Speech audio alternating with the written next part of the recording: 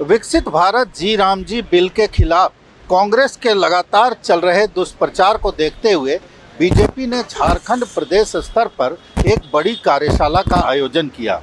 इस कार्यशाला को केंद्रीय मंत्री और पूर्व में हरियाणा के मुख्यमंत्री मनोहर लाल खट्टर ने संबोधित किया। कार्यशाला में बीजेपी के तमाम पदाधिकारी, जो प्रदेश के बड़े पदाधिकारी हैं, वो तमाम पदाधिकारी मौजूद रहे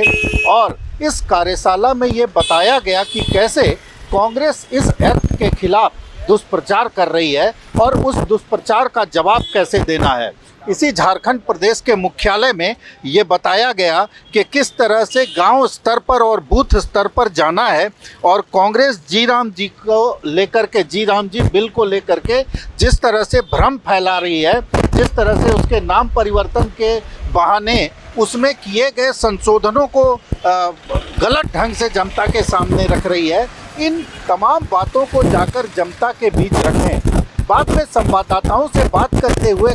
श्री खट्टर ने साफ तौर पर कहा कि इस बिल में मुख्य बातें जो हैं वो ये है कि पहले मांग आधारित जो चीज़ें थी वो सम्मिलित थी, जबकि अब आवश्यकता आधारित चीज़ें सम्मिलित की जाएंगी। दूसरी तरफ अगर देखा जाए तो जिस तरह से घपले घोटाले हो रहे थे, उस घपले घोटाले को देखते हुए ये तय किया गया कि राज्य सरकार की भी आर्थिक जिम्मेदारी इसके अंदर समाहित की जाएगी, ताकि राज्यों को ये लगे कि हमारा ही पैसा है तो आखिर हम चोरी करें तो किसका पैसा चोरी करें। तो राज्यों को आर्थिक रूप से और घोटाले के परिप्रेक्ष्य में जिम्मेदार बताने के लिए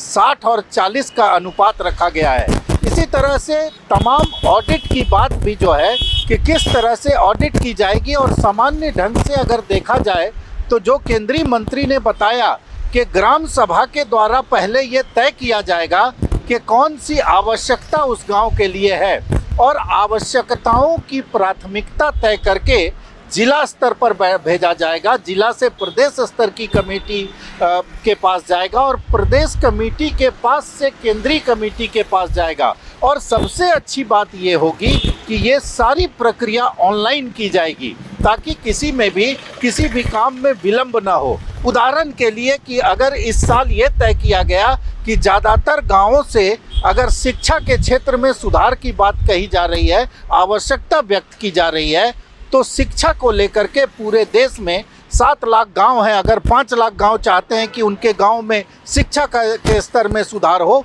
तो इस साल शिक्षा के स्तर में सुधार के लिए केंद्रीय स्तर पर काम किया जाएगा और उसी लिहाज से सारी चीज़ें बनेगी। कुल मिलाकर कार्यशाला के मार्फत केंद्रीय मंत्री ने ये बताने की कोशिश की कि मनरेगा जिस तरह से चल रहा था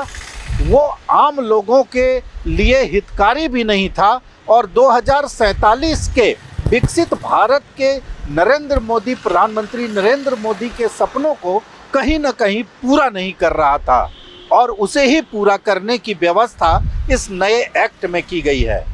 भारत एक्सप्रेस के लिए कैमरामैन धर्मेंद्र के साथ मधुकर आनंद, रांची।